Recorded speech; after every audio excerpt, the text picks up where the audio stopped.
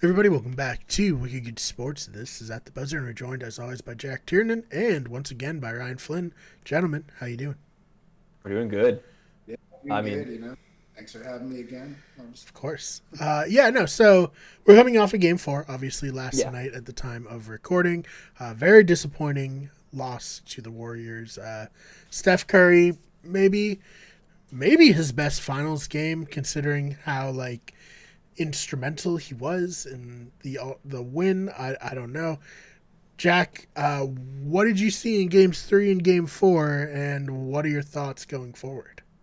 We saw Steph finally get into position to earn his first Finals MVP. I think Steph, he's been in the amount of finals that he's been to, the amount of flack that he's gotten for being the best player, hypothetically, depending on if it's him or KD, right? Being the best player on the team and not having a Finals MVP like performance. I think he's been getting a lot of crap for it, and he's showing us like fuck off, basically. Pretty much, he's coming out here and he's like, no, like I'm gonna put up 43 points in a win, good for him, and basically carry this team on his back because Draymond has been useless. Clay has also been pretty bad. His supporting cast is not as strong as it has been in previous years, as in sans Kevin Durant. I think good for Steph for carrying this team on his back. I don't know if he can continue to do it, and the Celtics need to stop turning the ball over. That's what I've seen. Very true. Ryan, when Steph Curry's on like he was last night, what can the Celtics even do at that point? There isn't much you can do, and that is something I've been hearing a lot, especially today.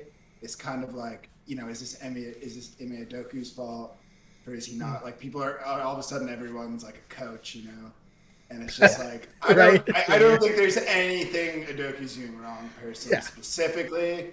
I think a lot of it breaks down to tendencies we have in our players and how the Warriors are able to exploit it a bit. One, I can tell Al Horford is just beat from specifically they're targeting Horford to get that matchup with Curry on defense, and Curry, you can just tell he's exhausted. I mean, the game before, right, we saw a lot of kind of ugly. We saw that one ugly foul, Jack. Maybe you're right about that. Yep. Horford had on him. I think it was just like Horford was just fried. Yeah. He's just One? He's getting beat. Steph Curry is Sloppy. so quick. I mean, he's been known. He's known for this. We know that he is the greatest shooter ever. I firmly believe All time. that. I don't think you can debate player we talk about him versus Durant. It is like Steph Curry is definitely greater than me. But he's making a good case for what a good player he is. I mean, completely carrying the team on his back. I'm assuming a soft 6'3". Yeah. Is that fair? Is he I like think so. I think he's like he's 6'3", like Charles Barkley is 6'6". Is it that kind of a thing? Yeah, same thing. I think so. Yeah, you know what I mean? Like 6'3", 34 years old, playing against arguably the biggest athletic, most physical team in the Decently NBA. And just very young and just destroying them. And the thing is as a fan, I thought it was going to be easy to hate Curry going into this because I've always had a weird thing with his mouth guard. Same. It's just So so does he. annoying. I just have always been very annoying. And I know that's not fair necessarily, but I'll be honest, I'm not able to hate. I watch him and I'm just like, he's good. He's just really good. There's nothing there's not much more you can do. It's like that level of greatness. You're just like, man, he's incredible to watch. I will say the one thing I do hate about Steph, and that has never changed, is whenever he gets an and one and he goes, I'm like, dude, stop. Just get to the fucking line and shoot your shot. It makes me so angry. Or when he hit a 3-point play. I think actually it was the Horford play that you were referring to, and Horford slid up and got the flagrant one. That thing. And then he got up and was like 1, 2, 3, 4. I'm like, dude, stop. Just get to the line. I hate you so much. Yeah. Aside from that, I think very similar at least last night, Ryan, when I was watching. He was just making these plays, and I was like, damn, can't hate him for it. He's just so good.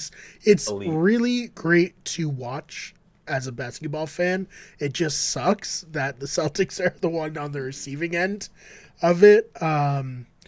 So from their superstar to our borderline superstar, maybe not considered, depending on how this series goes.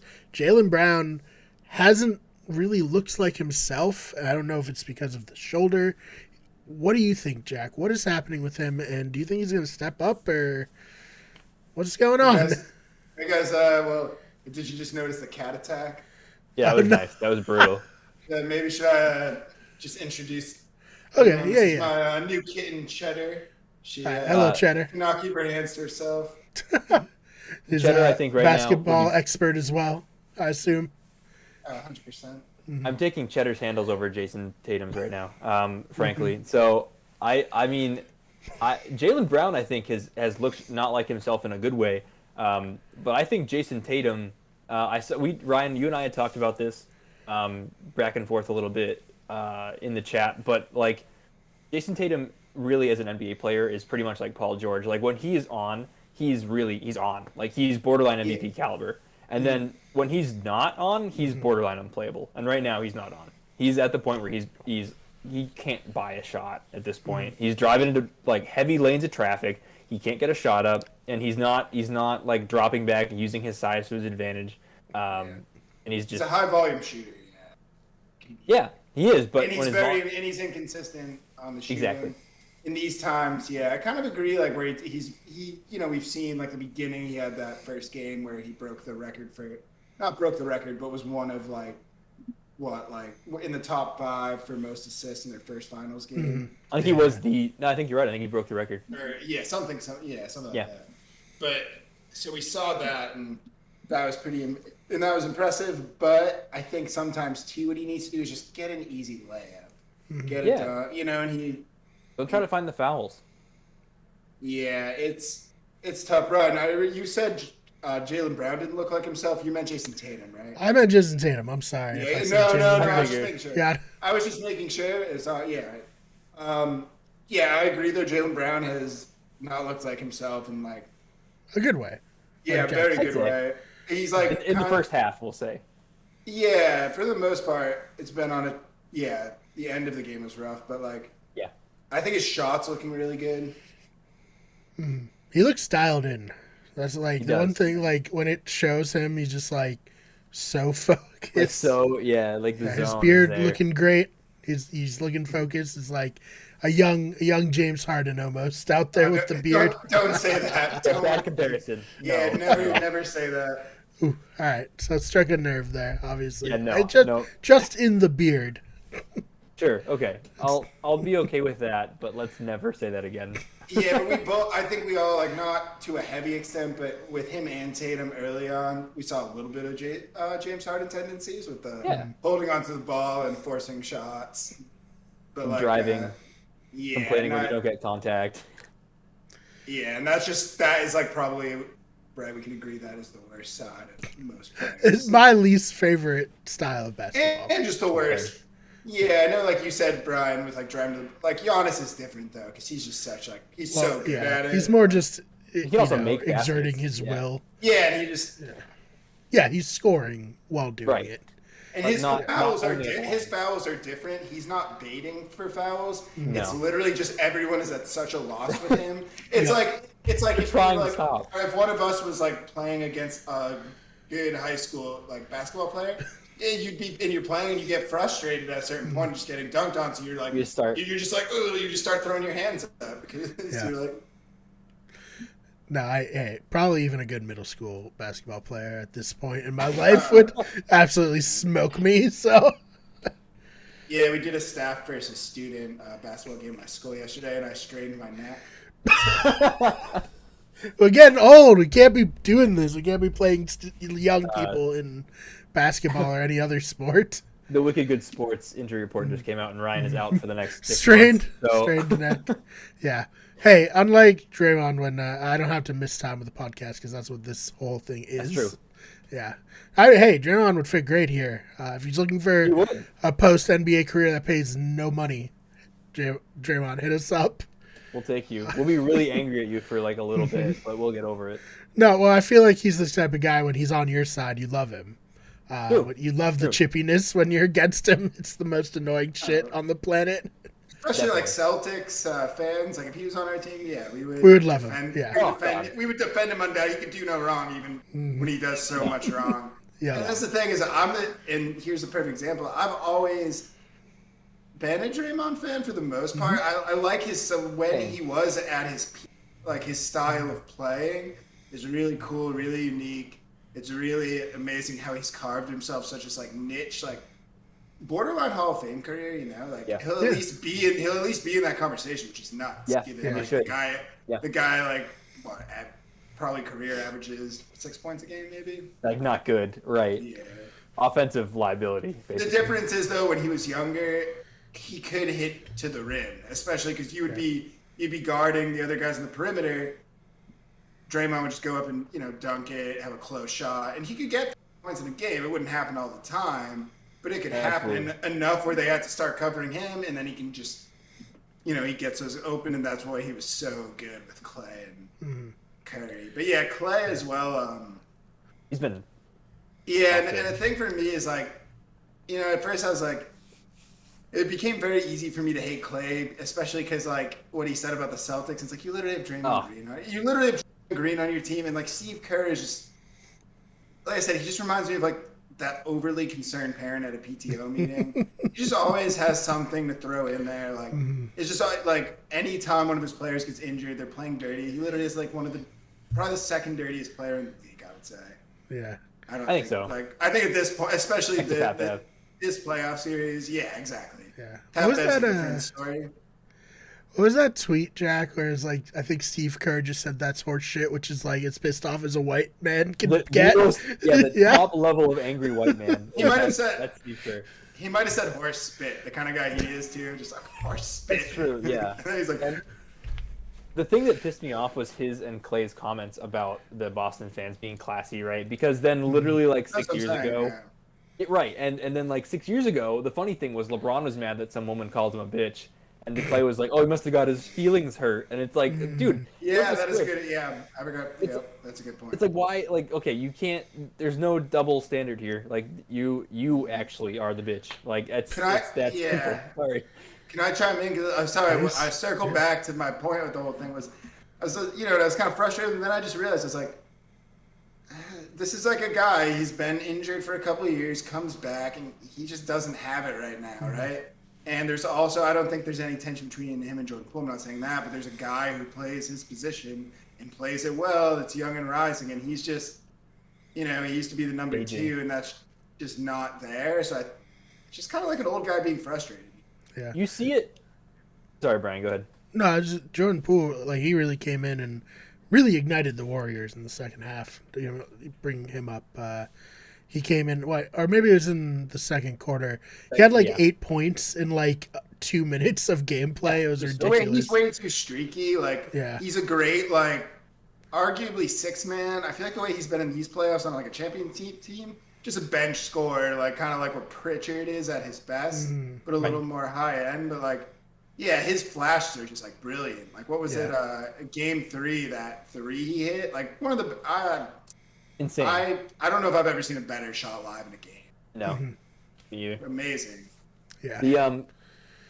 I want to go back to your point, Ryan, about him being frustrated about Clay as well, because every time I think it was last game especially, you saw Clay get pulled for Jordan Poole, and Clay was pissed. Clay was heated on the sidelines. He's yelling at Kerr, and a couple times Poole misses defensive assignment, and you see Clay throw his arms up and start visibly just pissy at Jordan Poole, and you kind of have to feel for him, like you said. He's just an older guy who clearly was a number 2 and is not doing well at taking a potential back seat.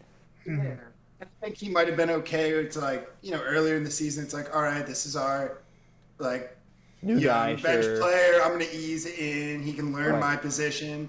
But when he starts, you can't do aspects of your position that you were able to do before, and he's starting to do them. Show flashes that he could be a better 3-shooter than Clay. If he highly develops as highly as we anticipate as he ages, that's got to be pretty hard for Clay to come. Not fun to watch. Yeah. No, but I think also that it's kind of it's not fun to watch, but everyone gets old. You know what we were saying? Sometimes you just got to be you know what? I can't play in that basketball game. I'm going to get schooled a couple times. It's all right. Yeah. You know what I mean? Right.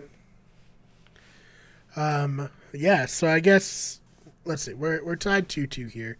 It's not the end of the world, obviously, but now it's a 3-game series with home court. Now back to Golden State after the Celtics lost home court in the 5-game version of the series. How do we feel going into these final 3 games? Jack, I'll start with you. Do you think the Celtics are gonna pull it out, or should we be worried? I mean, we should definitely be worried, right? Because right. I think if we had won last night, I would be very confident. But I don't think we can predict the type of game that Steph's going to have, and right now we don't have an answer for him. So I think Celtics take Game 5. And I would love to see us win Game 6, but if I know the NBA and I know their profit margin, I am sure we'll be going to Game 7, and then it's whoever plays the better Game 7. Basically, I think regardless, the refs we're probably going to see, Scott Foster back for us because Scott Foster loves the Celtics apparently this season, surprisingly. And It's then one of we'll our probably best see, players according to Twitter. Apparently he's Red. I heard he's Red Auerbach's nephew. Oh no! Are you serious? I have to look it up. I read that somewhere. I might be even if not. If that is the case, if that's the case, though, it doesn't look great for us. But... Yeah, if that's the case, if he reps again and we win the series, honestly, put his jersey in the rafters. Yeah, do it. I've been starting to see memes of like when you're a Celtics fan and you find out Scott Foster's reffing in this game, and it's like someone's celebrating to some ridiculous song. Yeah, right.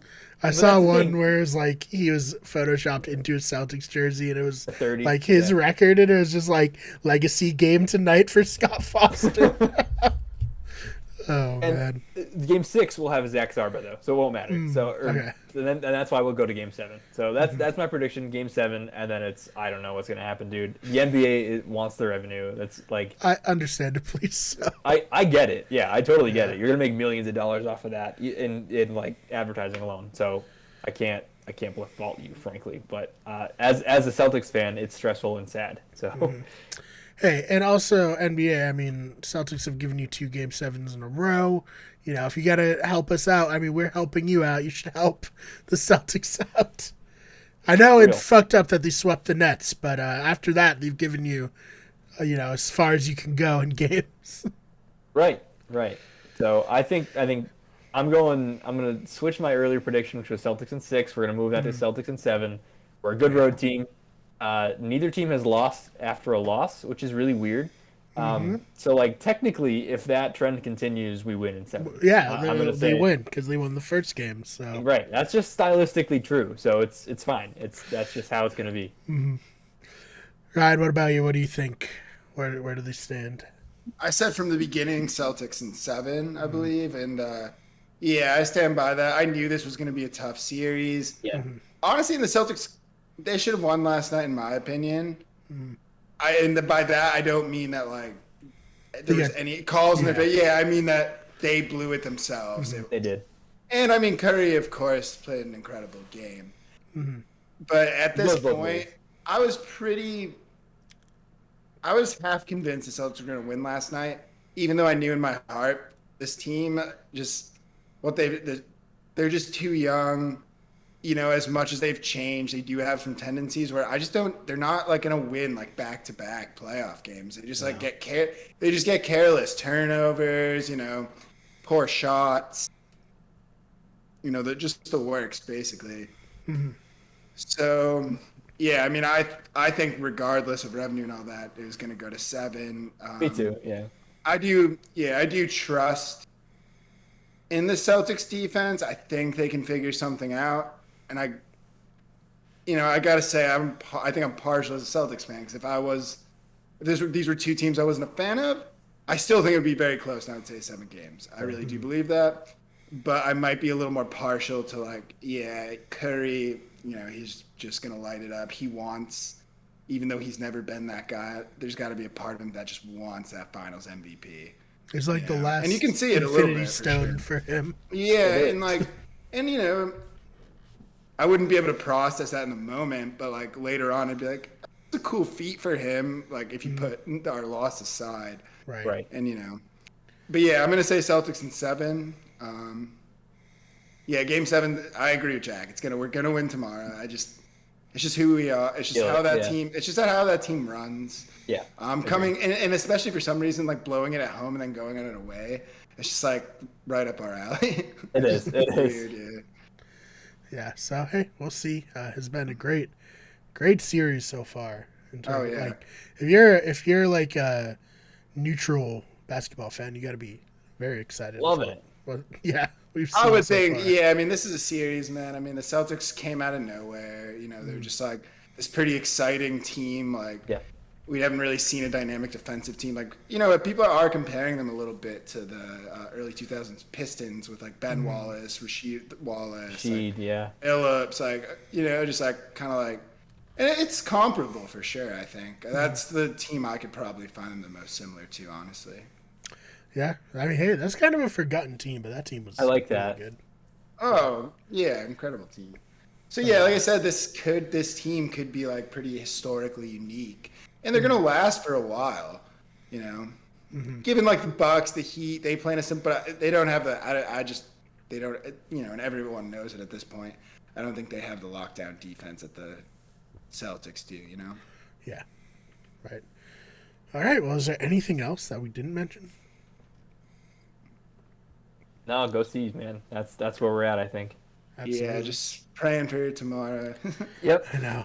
Yep. Oh, That's big. here we go tomorrow. Another 9:00 game.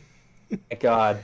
Be Yeah, just I'm really extremely excited about tired. This team, I just feel like they're gonna break our hearts over and over again. But I know. like, it's all worth it. But like, Not at 9 p.m. Let me break my heart at 7 p.m. NBA, please. Yeah. Right. Oh man. All right, Ryan. Where can they find you online? I have some articles that I've written on the Wicked Good Sports blog. If I can find the time, I'd like to put up some draft stuff. I just feel like the finals reflections, like I'll do some. It's a little oversaturated. I think I'm probably gonna more focus on the draft. Okay. Yeah. So look forward to that. Jack, where can they find you online? Best place to find me is on Twitter, and that's at Jack_Tiernan. Follow me there for NBA takes. Definitely tweeting out a bunch during the finals. Liking stuff. Yeah, it's the works is up there right now. You could also follow my Instagram, and that's at Jack Disc Golfs for all my disc golf content. Yeah, follow me there. Awesome. You can follow me on Twitter at the fake BMR. This BMA. Our channel is on Twitter at WickedGoodSport or WG Everything. Instagram Wicked Everything. Twitch at twitch.tv/WickedGoodEverything. And on TikTok, search Wicked Sports, search Wicked Good Everything. As Ryan said, we have a blog that is wickedgoodeverythingsports.com. More articles coming soon. As the NFL season slowly approaches, I will be writing quite a bit. I had to balance, doing these videos with what I wanted to write there. I kind of wanted to do something about defending Tua, but I think it's just like, I think a lot of the reasons that people talk shit about Tua is just to get people to write angry things about it and get clicks. So I'm like, maybe I don't want to engage with that. We'll see what happens there. Wasn't there like I was listening on 98.5 today, the Tyreek Hill comment about where he said he'd rather have Tua as a quarterback than Patrick Mahomes. Because Tua's accurate and isn't jacking up. Hail Marys, that whoever catches great. And apparently, I mean, you guys got Tyreek Hill, right? Is that accurate? Yes. Yeah, but I mean, it's just, I'm not as. Tyreek has to have I know a little bit, but back. he's a bit of a wild card. Yeah. Yeah. Tyreek, he's just, he probably similarly to me sees all the like reckless and random slander that comes to his way for no reason. So he was actually like, okay, I'm just gonna like try to counter this narrative by saying this. Who knows? I think it wouldn't be unfair to Tua to say that most receivers would probably rather play with Patrick Mahomes at this point in their careers. So like, I don't know how honest Tyreek was being. We also gave him a fat contract, so I would also say whatever positive about the Dolphins too. If I had to guess the transition of the separation, Patrick Mahomes is gonna not be impacted that much off the grid. You know what I mean? Of course, he doesn't have that guy, but most quarterbacks don't have a guy like that. You know, like No, of course, like of course. Tom Brady. Tom Brady was great with Randy Moss, but he also was great without him. You know, it's just a different. Maybe his stats might have suffered a little bit, but like Tyreek Hill is probably going to be a little more of an adjustment. You know, if I had to guess. No, I agree. I think receiver's way more dependent on quarterback play than quarterback is on receiver play. Especially just seeing the kind of quarterback Patrick Mahomes is, and how established he is. Yeah, I mean, I think both, not to get too sidetracked, but both Brady for you, Ryan, and Breeze for you, Jack, turned players who otherwise maybe wouldn't have been great receivers into borderline or straight up stars. So, yeah, it's a lot more. But we'll have a lot more of that. I have my set for the Miami Minute right back there. I'm gonna get back to it, and other than that, please subscribe, and we'll see you in the next one. Thank you guys so much for your time. Thanks, Brian. All right, thanks, Brian.